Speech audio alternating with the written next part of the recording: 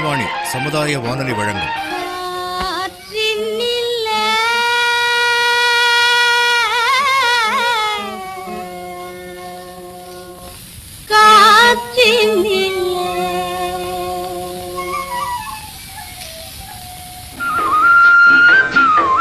காற்றில் மிதந்து வரும் கணிதம். காற்றில் மிதந்து வரும் கணிதம் இந்திய அரசு அறிவியல் மற்றும் தொழில்நுட்பத்துறையின் ஓர் அங்கமான தேசிய அறிவியல் மற்றும் தொழில்நுட்ப தொடர்பியல் குழுமத்தின் ஆக்கம் ஊக்கம் ஆதரவுடன் ரத்தினவாணி சமுதாய வானொலி தயாரித்து வழங்கும் காற்றில் மிதந்து வரும் கணிதம்.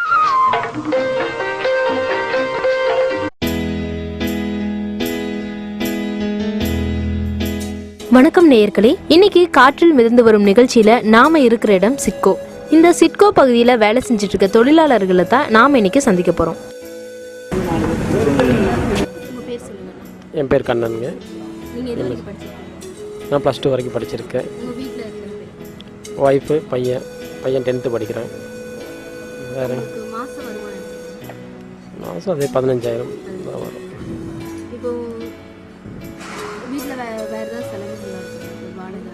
வாடகை இருக்கு.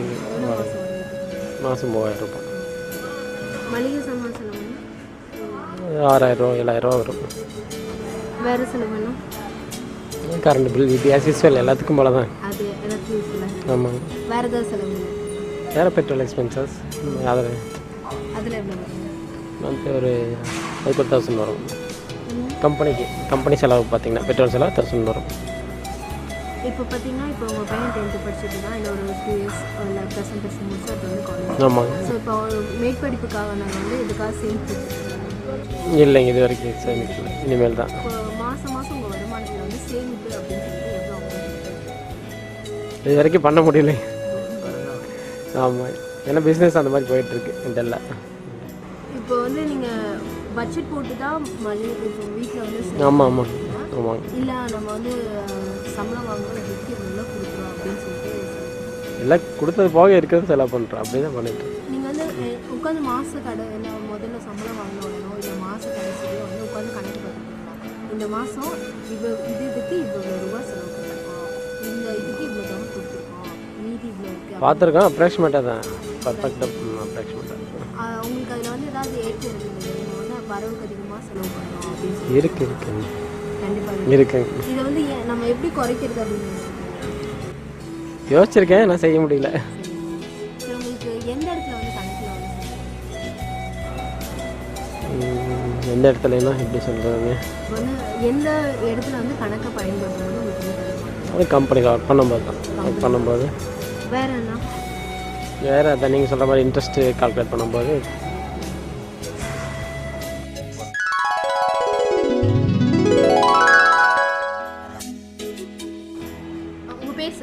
நம்ம பேர் ஆர்ஏ கணேசன். இந்த இன்சூரன்ஸு, இந்த பேங்க்கு, இந்த வட்டி கணக்குகளை நிச்சயமாக அது எல்லாமே நம்மளுக்கு இப்போ அளவுக்கும் புரியாது. அவங்க எல்லாம் சொல்லுவாங்க, நாங்கள் சரின்னுக்குவோம். அப்புறம் வேறு ஒன்றும் பண்ண முடியும். இப்போ நாங்கள் ஏன் கொண்டு போய் வைக்கிறோம், வச்சுட்டு அந்த அமௌண்ட் எடுப்போம். ஒரு 10,000 வச்சுட்டு எடுக்கிறோம். ஒரு வருஷம் கழிச்சு போனால் ஸ்டேட் பேங்க்கில் நீ 10,000 600 தான் இன்ட்ரெஸ்ட் வரும்பா. ஆனால் அங்கே போனால் வட்டி ஓட்டு என்னென்னமோ கணக்கெல்லாம் சொல்லுவான். அது சொல்லும்போது கிட்டத்தட்ட அது என்ன 600 வராது, அது வந்துட்டு 3,000 2,000 குறைஞ்சது 2,000 வரும். அப்புறம் நம்மளுக்கு அந்த கணக்கு இந்த கணக்கு சொல்லுவான். நம்ம அது சொல்ல முடியாதுங்க இல்லைங்க.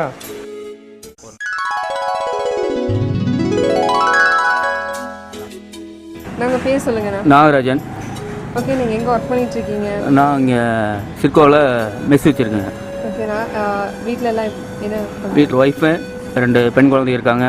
அவங்களாம் என்ன பண்ணுறாங்க? அவங்க வந்து பெரிய பொண்ணு 4வது படிக்குது, சின்ன பொண்ணு 2வது படிக்கிற. அப்படி. ஓகே, உங்கள் மெஸ்ஸில் எப்படி போகுதுண்ணா உங்களோட வரவு? இப்போதைக்கு வந்து சுமாராக போயிட்டுருக்கு. வருமானம் ரொம்ப கம்மி தான், சொல்லும்படி யார அளவுக்கு ஒன்றும் இல்லை.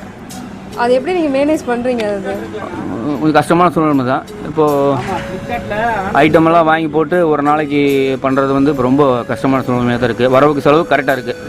மெயின்டைன் பண்ணுறதுனா இப்போ நம்ம எத்தனை ரூபாய்க்கு என்னென்ன பொருள் வாங்குகிறோம் அதை வாங்கி போட்டு மிச்சம் ஏதாவது டெய்லி நம்மளுக்கு எதாவது மிச்சமாக இப்போதைக்கு பார்த்தீங்கன்னா நம்ம சாப்பிட்ற இது மட்டும்தான் மிச்சமாக இருக்குது. ஓகேண்ணா. அதில் ஏதாவது உங்களுக்கு டவுட்ஸ் இருக்கா? வரவு செலவு கணக்கு வரவு செலவு கணக்குன்னா நான் வந்து நீங்கள் சொல்கிற மாதிரி டெய்லி எழுதி வைக்க சொல்கிறீங்க. நான் இது வரைக்கும் அந்த மாதிரி பண்ணுறதே இல்லை. அதாவது சாயங்காலம் ஆச்சுன்னா காலையிலலாம் வாங்கிட்டு வந்துடுவோம் ஐட்டம். சாயங்காலம் ஆச்சுன்னா கொண்டு போய் எல்லா கணக்கில் செட்டில் பண்ணிவிட்டு பேலன்ஸ் எது இருக்கிறது மிச்சம் மீது வந்துன்னா வீட்டுக்கு கொண்டு போயிடுவேன். அப்போ டெய்லி அப்படி வாங்குறது தான், டெய்லி வாங்குறது, மொத்தமாக வாங்குறது இல்லை. மார்க்கெட் ஐட்டம்னா ஒட்டுக்கா வாங்கலாம். இந்த மளிகை ஐட்டம் வந்து ஒட்டுக்கா வாங்கிக்குவோம். சில டைம் ஒட்டுக்கா வாங்கிக்குவேன். கையில் நிறைய காசு இருந்ததுன்னா போய் ஒட்டுக்கா வாங்கிடுவோங்க. இப்போ வந்து நீங்கள் தினமும் வந்து போய் ஜாமான்கள்லாம் வாங்கிட்டு வர அப்படின்னு சொல்லுங்க, எவ்வளோ வாங்குவீங்க ஒரு நாளைக்கு? இப்போ பார்த்தீங்கன்னா இப்போ காய்கறி ஐட்டம் வாங்குவேன் 300ரூவா, குறைஞ்ச ஒரு 400ரூவா 400-500 பக்கம் காய்கறி. சரிங்க. மற்ற ஐட்டம்லாம்? மற்ற ஐட்டம் வந்து பார்த்தீங்கன்னா இப்போ வாரத்துக்கு ஒரு டைம் வாங்குவேன். இந்த மளிகை ஐட்டமெல்லாம் பார்த்தீங்கன்னா அது ஒரு 2000ரூவா 2000-3000 பக்கம் வாங்குவேன் வாரத்துக்கு. மாதத்துக்கு பார்த்தீங்கன்னா எவ்வளோ ஆகுதுங்க? ஒரு வாரத்துக்கு 3000 ரூபா அப்படின்னா நான் 12,000 ஆச்சு. 12,000 ரூபா ஆகுது. இப்போ காய்கறி ஐட்டம்லாம் பார்த்தீங்கன்னா தினம் ஒரு 400 ரூபாய்க்கு வாங்குறீங்கன்னு வச்சுக்கலாம். அப்போ ஒரு வாரத்துக்கு எவ்வளோ ஆகுதுங்க? ஒரு நாளைக்கு 1600 ஆச்சு. 1600 ஆச்சு. 600 ரூபாய் ஆகுதுங்க ஒரு வாரத்துக்கு. ஓகேங்க. அப்போ ஒரு மாதத்துக்கு எவ்வளோ ஆகுதுங்க?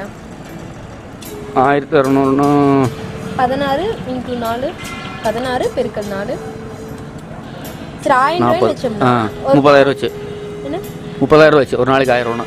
ஒரு நாளைக்கு 1000 ரூபாய்ன்னு ஒரு வாரத்துக்கு 1000 ரூபாய்னா ஒரு மாசத்துக்கு 4000 ரூபா வச்சு. அது கூட இப்போ இன்னும் 600 ரூபாய் இருக்குது இல்லைங்க, மொத்தம் ஒரு வாரத்துக்கு 1600 ரூபாய் சொன்னோம். அப்போ ஒரு வாரத்துக்கு வெறும் 500 ரூபாய்ன்னு வச்சோம்னா 4000 ரூபாய் 2000 ரூபாய். அதில் ஒரு 4000, இது ஒரு 2000, 6000 ரூபாய். அப்போ இன்னும் 100 ரூபாய் இருக்குதுங்களா? அப்போ 4 வாரத்துக்கு 400, மொத்தமாக பார்த்தீங்கன்னா 6400 ரூபாய்க்கு காய்கறி வாங்குறீங்க. மளிகை சாமான் எவ்வளோ வாங்குறீங்க? 12,000 ரூபாய்க்கு. 12,000. அது இல்லாமல் ப்ளஸ் ஒரு 4000 ரூபாய்க்கு அரிசி வாங்குவீங்க. 4000 ரூபாய். அது வந்து சிப்பந்த எடுப்போம். இப்போ பார்த்தீங்கன்னா ஒரு மாதத்துக்கு மளிகை சாமான் வந்து 12,000 ரூபா. அது போக காய்கறி செலவு பார்த்தீங்கன்னா 6400 ரூபா. அப்போ மொத்தம் எவ்வளோ வச்சுங்க? 12,000 18,400 ரூபாய். அது கூட 4000 ரூபாய்க்கு அரிசி எடுக்கிறீங்க. அப்போ எவ்வளோ வாங்குங்க? 18,000 கூட இன்னும் ஒரு 4000 22,400 ரூபாய் ஆகுது. இப்போ 22,400 ரூபாய்க்கு வந்து ஒரு மாதத்துக்கு நீங்கள் முதலீடு பண்ணுறீங்க. அப்போது உங்களுடைய வருமானம் பார்த்தீங்கன்னா அது முதலீடை விட கொஞ்சம் அதிகமாக இருக்கணும். அப்போ தான் உங்களுக்கு லாபம் கிடைக்கும். ஆமாம். அது அதிகமாக இருக்குதா கம்மியாக இருக்குதான்னு சொல்லி எப்படி நீங்கள் கணக்கு போட்டு பார்ப்பீங்க? அது இப்போ ஒரு நாளைக்கு வியாபாரம் எப்படி நடக்குது அதை பொறுத்து. இப்போ நாங்கள் செய்கிற ஐட்டம்லாம் போயிடுச்சு அப்படின்னா எங்களுக்கு லாபத்தில் இருக்கும். இப்போ சாப்பாடு ஐட்டம், பலகார ஐட்டம், டீ இதெல்லாம் வந்து பெண்டிங் ஆச்சுன்னு வைங்க, சாப்பாடு இருந்துச்சுனால எங்களுக்கு டோட்டலாக லாஸ். ஒரு நாளைக்கு அப்படியே லாஸ் ஆகிடும். அப்போ என்ன ஆகுன்னா அடுத்த நாள் பண்ணுற வியாபாரத்துக்கு காசு தூக்கி இது வந்து டெய்லி நாங்கள் போட்டே இருக்கணும். வியாபாரம் இருந்தாலும் இல்லைனாலும் காசு போட்டே இருக்கணும். அந்த மாதிரி வியாபாரம் இது. இப்போ பார்த்தீங்கன்னா இதுக்கு உங்களுக்கு வந்து இப்போ நீங்கள் டெய்லியும் நமக்கு வந்து லாபமாக நட்டமா அப்படிங்கிறது வந்து நம்ம செஞ்சிருக்க பொருள்கள் வந்து மீதி இருந்தால் நட்டோ இல்லாட்டி லாபம் இது பண்ணுறோம். ஆமாம். ஆனால் நீங்கள் கணக்கு வாரியாக போட்டு என்னைக்காவது யோசிச்சு பார்த்துருக்கீங்களா? இந்த மாதிரி எழுதி வச்சு இவ்வளோ தூரம் நான் வாங்கியிருக்கோம், இவ்வளோ செலவு பண்ணியிருக்கோம், இன்னைக்கு நமக்கு இத்தனை ரூபா லாபம் வந்துருக்கு. அது வந்து சில டைம் தான் பார்ப்பேன், சில மாதம் பார்ப்பேன். இப்போ இந்த மாதம் இத்தனை ரூபாய்க்கு நம்ம பர்ச்சேஸ் பண்ணிக்கிறோம், இப்போ இவ்வளோ கையிலேருந்து வந்து இவ்வளோ போட்டிருக்கோம், எக்ஸ்ட்ரா போட்டோம்னா அது தெரியும் நமக்கு. சரி, இனிமேல் வந்து இதை ஃபாலோ பண்ணுங்கள். இந்த ஒரு வாரத்துக்கு மட்டும் இதை செய்யுங்க. காலையில் போய் நீங்கள் கடையில் ஜாமான் வாங்கிட்டு வருவீங்கல்ல, வாங்கிட்டு வந்தது எழுதி வச்சுருங்க எவ்வளோ ரூபாய்க்கு நீங்கள் வாங்கியிருக்கீங்க அப்படின்னு. அப்புறம் சாயந்தரம் கடை சாத்துவீங்கல்ல, கடை சாத்தும் போது கல்லால் எவ்வளோ பணம் இருக்குன்னு பார்ப்பீங்கல்ல, அதையும் வந்து எழுதி வச்சுட்டு அப்போ இன்னைக்கு எவ்வளோ நம்ம செலவு பண்ணியிருக்கோம், அதுக்கு நமக்கு எவ்வளோ கிடச்சிருக்கு, இதை வந்து நீங்கள் ஒரு வாரத்துக்கு பாருங்கள். பார்த்தீங்கன்னா உங்களுக்கு வந்து வித்தியாசம் தெரியும். இன்றைக்கி வந்து ஒரு நாள் அதிகமாக இருக்கும், ஒரு நாள் கம்மியாக இருக்கும். அந்த அதிகமாக இருக்கிறது எவ்வளோ தூரம் அதிகமாக இருக்குது, கம்மியாக இருக்கிறது எவ்வளோ தூரம் இருக்குது, இந்த மாதிரி கணக்கு பார்த்தீங்க அப்படின்னா உங்களுக்கு வந்து லாபமாக இருக்குதா இல்லை வந்து மீடியமாக இருக்கா அப்படின்னு சொல்லிட்டு உங்களுக்கு தெரியும். சரி, இந்த மாதிரி வந்து நீங்கள் செஞ்சு பாருங்க. ஓகேங்க. சரி, இது இல்லாமல் உங்களுக்கு வேறு ஏதாவது சந்தேகம் இருக்காண்ணா? ஏன்னா மெயினாக அப்படி தான் நம்ம வீட்லேயும் சொல்லுவோம், அப்படிங்க இது டெய்லியும் இந்த மாதிரி ஃபாலோ பண்ணுங்கள், என்ன வருமானம் வருது அப்படிங்க பாருங்கள் அப்படிங்க. அப்படி நான் பார்க்க மாட்டேன், எச்சாதுன்னா வீட்டில் வண்டி கொடுத்துருவேன், ப்ளஸ் வீட்டுக்கு வேணுங்கிற ஐட்டத்தை வாங்கி போட்டுருவேன். அப்புறம் கடையில் ஏதாச்சும் அதிகம் காசு அதிகமாக இருந்ததுன்னா அதிகமான ஐட்டத்தை வாங்கி போட்டுருவோம், மளிகை ஐட்டம் கொஞ்சம் அதிகமாக வாங்கி போட்டுருவோம். அப்படி அப்போ வியாபாரம் இல்லாத டைமு அது அப்படியே ஈக்குவல் ஆகிடும். இது நாள் வரைக்கும் அப்படி தான் ஃபாலோ போயிட்டு இருக்கேன். இப்போ பார்த்தீங்கன்னா உங்களுக்கு இந்த கணக்கு மட்டும் இல்லாமல் வேறு ஏதாவது கணக்கில் உங்களுக்கு சந்தேகம் இருக்கா? ஏன்னா நம்ம வாழ்க்கையில் பார்த்திங்கன்னா எல்லா இடத்துலையுமே நம்ம கணக்கை பயன்படுத்திட்டு இருக்கோம். அப்படி உங்களுக்கு வந்து எனக்கு இந்த இடத்துல வந்து கணக்கை வந்து எப்படி பயன்படுத்துறதுன்னு எனக்கு தெரியல, ஏன்னா இங்கே வந்து கணக்கு போடும்போது தப்பு பண்ணுறேன் அப்படின்னு சொல்லி உங்களுக்கு ஏதாவது சந்தேகம் இருக்கா? இப்போ பேங்க்கு லோன் வாங்குறோன்னு வைங்க, 1 லட்சம் 2 லட்ச ரூபா லோன் வாங்குறோம் அப்படின்னா அது வந்து எப்படி நம்மளுக்கு பிடிக்கிறாங்க, நம்ம கட்டுற அமௌண்ட்டு வந்து எப்படி நம்மளுக்கு வட்டி எவ்வளோ வருது அப்படிங்கிற நான் இது வரைக்கும் பார்த்ததில்ல. நம்ம வீட்டில் பார்ப்போம் அப்படிங்க, நான் இது வரைக்கும் பார்த்ததில்ல. நம்மளுக்கு அந்த கணக்கில் தான் கொஞ்சம் கன்ஃபியூஸாக இருக்குது. இப்போ நம்ம கட்டுற அமௌண்ட்டுக்கு வட்டி கழிக்கிறாங்களா இல்லையா அப்படிங்க தெரியல. அப்படி ரெண்டை கட்டிகிட்டே இருக்கிறோங்களா அந்த மாதிரி. அப்புறம் நகை இது வச்சோம்னா அதுக்கு எப்படி நம்மளுக்கு வட்டி பிடிக்கிறாங்க அப்படிங்கிற மாதிரிலாம் ஒரு டவுட் இருக்குது நம்மளுக்கு. வீட்டில் நம்ம ஒய்ஃப் எல்லாம் மெயின்டைன் பண்ணிக்கிறேன். அப்படி நான் அதெல்லாம் கேட்டுக்கிறதும் இல்லை. இருந்தாலும் தெரிஞ்சுக்கணுங்கிற ஒரு இது இருக்குது நம்மளுக்கு. வணக்கம் நேயர்களே. இன்னைக்கு கேட்டிங்கன்னா கண்ணன் மற்றும் கணேசன் அவங்க பார்த்தீங்கன்னா அவங்களோட குடும்பத்தை எப்படி ரன் பண்ணுறாங்க, அவங்களோட சம்பளத்தை வச்சு, அதாவது 15,000 20,000 சம்பளம் வாங்குறாங்க, ஆனால் அதை வச்சு எப்படி அவங்களோட வாழ்க்கை நடத்திட்டு வர்றாங்க, அவங்களோட வாழ்க்கையில் கணிதம் எவ்வளோ முக்கியத்துவமாக இருக்குது அப்படிங்கிறத பற்றி நீங்கள் நல்லாவே கேட்டிருப்பீங்க. அவங்க சொன்னாங்க, நாங்கள் வாடகை இவ்வளோ கொடுக்குறோம், மளிகை சாமானத்துக்கு இவ்வளோ செலவு பண்ணுறோம், கரண்ட் பில் இவ்வளோ கொடுக்குறோம் அப்படின்னு நிறைய சொல்கிறாங்க. ஆனால் இவ்வளோ சம்பாதிக்கிறாங்க, இவ்வளோ செலவு பண்ணுறாங்க, பட் அதை எப்படி சேமிக்கிறது அப்படிங்கிறதுல அவங்களுக்கு பெரிய சந்தேகம். அதுக்கு மேலே பார்த்திங்கன்னா பேங்க் அப்படிங்கிறதுல அவங்களுக்கு ஒரு பெரிய பயம் இருக்குது அப்படின்னு அவங்க சந்தேகம் கேட்டாங்க. பேங்க்கில் எப்படிங்க போய் நாங்கள் பணம் சேமிக்கிறது, அதில் வட்டி அதிகமாக இருக்குமா கம்மியாக இருக்குமா, இன்னும் டெபாசிட்ஸ் இருக்குது, என்னென்ன அக்கௌண்ட்ஸ் இருக்குது, அதில் எங்களுக்கு அதை பற்றி ரொம்ப சந்தேகமாக இருக்குது. அது போக லோன் என்னென்ன வகையான லோன் இருக்காங்க, எதுக்கான தங்க நகைக்கு எப்படி வித்தியாசம், இது மாதிரி லோன் நாங்கள் வாங்கலாம், இண்டஸ்ட்ரி சைட் நாங்கள் எப்படி வாங்கலாம், அதை வச்சு நாங்கள் எங்களோட வாழ்க்கை தரத்தை இன்னும் உயர்த்திக்க முடியுமா, இது மாதிரி சந்தேகங்கள் நிறைய கேட்டாங்க. அதாவது பார்த்திங்கன்னா பேங்க்லேயே நம்ம அக்கௌண்ட், சேவிங் பேங்க் அக்கௌண்ட், அதாவது எஸ்பி அக்கௌண்ட் சொல்லுவாங்க. அதாவது இது வந்து யார் வேணால் சாம்பிள் நார்மல், இது வந்து இண்டஸ்ட்ரிக்காகவோ ஒரு பிஸ்னஸ் ரன் பண்ணுறக்காகவோ இல்லாமல் ஒரு தனி மனிதனோட அக்கௌண்ட்டுக்காக, தனி மனிதனோட பொருளாதாரத்துக்காக பயன்படுறதா எஸ்பி அக்கௌண்ட் சொல்லுவாங்க. சரிங்களா? Saving bank account. இது வந்து நம்ம எப்போ வேணால் எடுத்துக்கலாம், எப்போ வேணால் போட்டுக்கலாம், எந்தமே லிமிட்டேஷன் கிடையாது, எவ்வளோ டைம் வேணால் டிரான்சாக்ஷன் பண்ணிக்கலாம். ஒவ்வொரு அக்கௌண்ட் பார்த்திங்கன்னா high family, rich family peoples மட்டும்தான் அந்த அக்கௌண்ட் யூஸ் பண்ண முடியும். ஏன்னா பிகாஸ் அவங்களோட அக்கௌண்டிங் அந்த மணி பார்த்திங்கன்னா ரொம்ப ஹையாக இருக்கும். ஸோ அது வந்து அவங்க யூஸ் பண்ணுற மாதிரி இருக்கும். Low medium class peoples use பண்ணுற மாதிரி, நடுத்தர மக்கள் யூஸ் பண்ணுறது பார்த்திங்கன்னா அளவான டிரான்சாக்ஷன் இருக்க மாதிரி இருக்கும், கொஞ்சம் மணி போடுறது அது மாதிரி இருக்கும். பட் எஸ்பி அக்கௌண்ட் பார்த்திங்கன்னா யார் வேணால் யூஸ் பண்ணலாம். இது வந்து இவங்க தான் யூஸ் பண்ணணும், students, business mens, normal house wife, யார் வேணால் அது யூஸ் பண்ணிக்கலாம். இதில் எப்படி வட்டி கணக்கு போடுறாங்க அப்படின்னா, இப்போது எஸ்பி அக்கௌண்ட் பற்றி நான் சொல்கிறேன். ஜான்வரி மாதம் என்ன பண்ணுறீங்க, ஒரு 10,000 உங்களோட அக்கௌண்ட்டில் எஸ்பி அக்கௌண்ட் ஓப்பன் பண்ணி ஒரு 10,000 போடுறீங்க. எகெயின் ஃபெப்ரவரி மாதம் நீங்கள் என்ன பண்ணுறீங்க, ஒரு 20,000 உங்களோட செலவு போக, அதாவது வேறு எங்காவது எடுத்து சீட்டு பணத்தையும் கொண்டு போய் உங்களோட பேங்க்கில் போகலான்னு சொல்லிட்டு ஒரு 20,000 போடுறீங்க. இப்போ உங்களோட அக்கௌண்ட்டில் எவ்வளோ இருக்கும், 30,000. பழசு ஒரு 10,000, இப்போ ஒரு 20,000 சேர்ந்து 30,000 இருக்கும். அடுத்தது மார்ச் மாதம் என்ன பண்ணுறீங்க, ஒரு அவசர தேவைக்காக, ஸ்கூல் ஃபீஸ் கட்டுறதுக்காகவோ எதுக்காகவோ ஒரு 10,000 நீங்கள் எடுத்துடுறீங்க. சரிங்களா? இப்போ உங்களோட அக்கௌண்ட்டில் 30,000லேருந்து 10,000 போச்சுன்னா உங்களுக்கு 20,000 இருக்கும். அதுக்கப்புறம் என்ன பண்ணுறீங்க, ஏப்ரல் மாதம் சரி ஒரு 20,000 நான் எகெயின் டெபாசிட் பண்ணுறேன் அப்படின்னு சொல்கிறீங்க. இப்போ பழசு ஒரு 20, இப்போ ஒரு 20 பார்த்திங்கன்னா 40,000 வந்து உங்களோட அக்கௌண்ட்டில் டெபாசிட்டாக இருக்குது. இப்போது எகெயின் அடுத்த மே மாதம் என்ன பண்ணுறீங்க, ஒரு 30,000 உங்களோட செலவுலேருந்து மிச்சப்படுத்தின தொகையை ஒரு 30,000 கொண்டு போய் உங்களோட டெபாசிட்டில் போடுறீங்க. இப்போ பழசு ஒரு 40, இப்போ ஒரு 30, 70,000 உங்களோட டெபாசிட்டில் இருக்குது. எகெயின் ஜூன் மாதம் என்ன பண்ணுறீங்க, ஒரு 10,000 வந்து எகெயின் டெபாசிட் பண்ணுறீங்க. இப்போது உங்களோட அக்கௌண்ட்டில் பழசு 70, இப்போ 10, மொத்தம் 80,000 வந்து உங்களோட அக்கௌண்ட்டில் இருக்குது. சரிங்க, நீங்கள் இது மாதிரி போட்டே இருக்கீங்க, உங்களுக்கு மெசேஜ் வரும். சம்டைம்ஸ் பார்த்திங்கன்னா இந்த பர்டிகுலர் பேங்க்கில் இவ்வளோ அமௌண்ட்டுக்கு உங்களுக்கு இவ்வளோ வட்டி விகிதம் அப்படின்னு வந்திருக்கும். அவன் எப்படி போட்டான் அப்படின்னு அது 100 ரூபாய் 73.25 அது மாதிரியில் வந்து உங்களுக்கு வட்டி வரும், மெசேஜ் வரும். பட் அதை எப்படி போடுறானே தெரியாது. இது வந்து யாருக்கிட்டா நம்ம கண்ணன் சார் வந்து ரொம்ப அழகாகவே கேட்டார். பேங்க்கில் நாங்கள் டெபாசிட் பண்ணுறோங்க, ஆனால் எங்களுக்கு எப்படி வட்டி போடுறனே தெரில அப்படின்னு ரொம்ப அழகாகவே கேட்டார். இது கண்டிப்பாக நிறைய மக்களுக்கு இது ரொம்ப யூஸ்ஃபுல்லாக இருக்கும். அதை எப்படின்னு பார்த்தீங்கன்னா, உங்களோட வட்டி எப்படி போடுவாங்கன்னா, உங்களோட தற்போதைய பேலன்ஸ் வகுத்தல் எவ்வளோ டைம் நீங்கள் வந்து டிரான்சாக்ஷன் பண்ணிக்கிறீங்க, நம்பர் ஆஃப் டைம் டிரான்சாக்ஷன். அதாவது உங்களோட கரண்ட் அக்கௌண்ட்னா இப்போ நான் சொன்ன கணக்குப்படி 80,000 வந்து உங்களோட கரண்ட் பேலன்ஸ். எவ்வளோ டைம் நீங்கள் எடுத்து போட்டிருக்கீங்க, நீங்கள் எடுத்தாலும் சரி நீங்கள் அக்கௌண்ட்டில் போட்டாலும் சரி, எவ்வளோ டைம் வந்து உங்களோட அக்கௌண்ட் வந்து டச் ஆகி வந்திருக்கு அதை பொறுத்து நீங்கள் எத்தனை டைம் போட்டிருக்கீங்க. ஜனவரி, பிப்ரவரி, மார்ச், ஏப்ரல், மே, ஜூன், டோட்டலி 6 மாதம் நீங்கள் போட்டிருக்கீங்க. ஸோ 80,000 வகுத்தல் 6 போட்டிங்கன்னா உங்களுக்கு 13,333.33 வருது. சரிங்களா? இதையே ஒவ்வொரு பேங்க்கும் ஒவ்வொரு மாதிரி இருக்கும். எஸ்பி அக்கௌண்ட்க்கு ஒரு பேங்க்கில் 4 ரூபா வட்டி போடுவாங்க, ஒரு பேங்க்கில் 5 ரூபா வட்டி போடுவாங்க. எடுத்துக்காட்டுக்கு மோஸ்ட் ஆஃப் த பேங்க்கில் பார்த்தீங்கன்னா 4 ரூபா வட்டி போடுவாங்க. ஸோ 13,333 ரூபாய்க்கு 4 ரூபா வட்டி போட்டாங்கன்னா உங்களுக்கு 533.33 வந்து உங்களுக்கு வட்டியாக வரும். இது பார்த்தீங்கன்னா 6 மாதத்துக்கு ஒரு டைம் வட்டியை போட்டாங்கன்னா இப்படி வரும். சப்போஸ் 3 மாதத்துக்கு ஒரு டைம் போடுற பேங்க் இருக்குது, 1 வருஷத்துக்கு ஒரு டைம் போடுற வட்டி இருக்குது. சப்போஸ் இந்த பேங்க் நீங்கள் போட்ட அக்கௌண்ட் வந்து 6 மாதத்துக்கு ஒரு டைம் போட்டாங்கன்னா 4% வட்டியாக இருந்துச்சுன்னா, அதாவது 4 ரூபா வட்டியாக இருந்துச்சுன்னா உங்களுக்கு 13,000 உங்களுக்கு 533 ரூபா வந்து வட்டியாக இருக்கும்.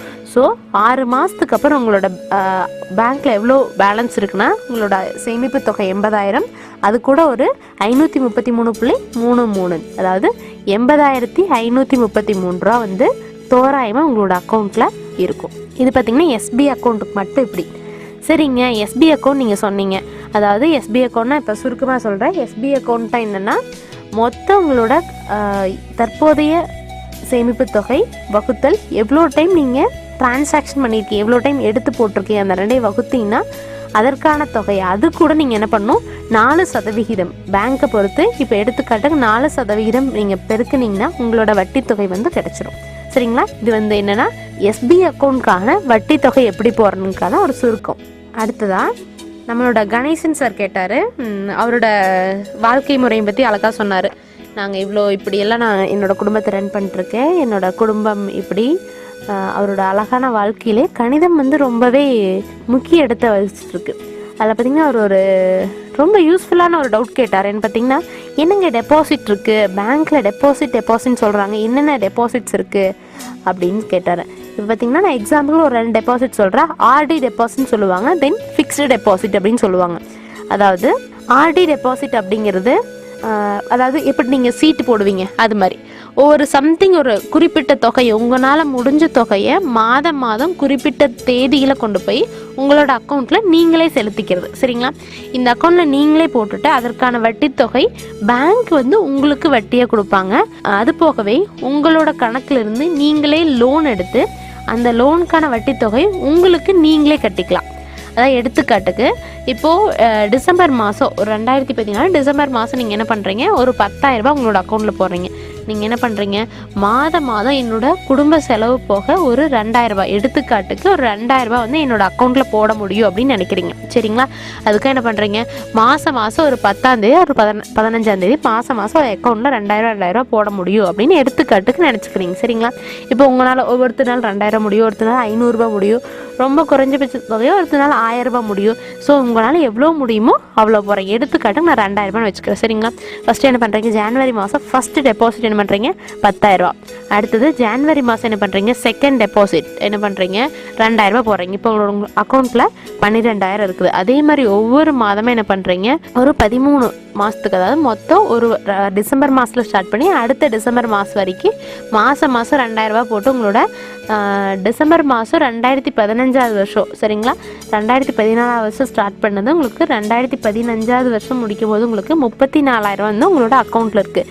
இதுக்கு எப்படிங்க வட்டி போடுவாங்க சரின்னு நினைக்கிறீங்க. இதுக்கு நீங்கள் நினைக்கலாம், கந்து வட்டி கொடுத்தா கூட எனக்கு நல்லா காசு வருங்கன்னு நினைக்கலாம். பட் நீங்கள் குறைஞ்ச தொகையை நீங்கள் போட்டிங்கன்னா உங்களுக்கு வெளியே கிடைக்கிற வட்டியை விட பேங்க்கில் போடுறது உங்களுக்கு ரொம்பவே சேஃப். அதே சமயம் பார்த்திங்கன்னா உங்களுக்கு வட்டி விகிதம் வந்து கரெக்டாக இருக்கும். இவ்வளோதான் ஃபிக்ஸ் பண்ணாங்கன்னா கரெக்டாக இருக்கும். வெளியே விட்டிங்கன்னா அவன் எப்போ போவான்னே தெரியாது. பட் இது பார்த்திங்கன்னா ரொம்ப சேஃபாக இருக்கும். எடுத்துக்காட்டுக்கு இப்போ 34,000 வந்து உங்களோட அக்கௌண்ட்டில் இருக்குன்னு நான் சொன்னேன்.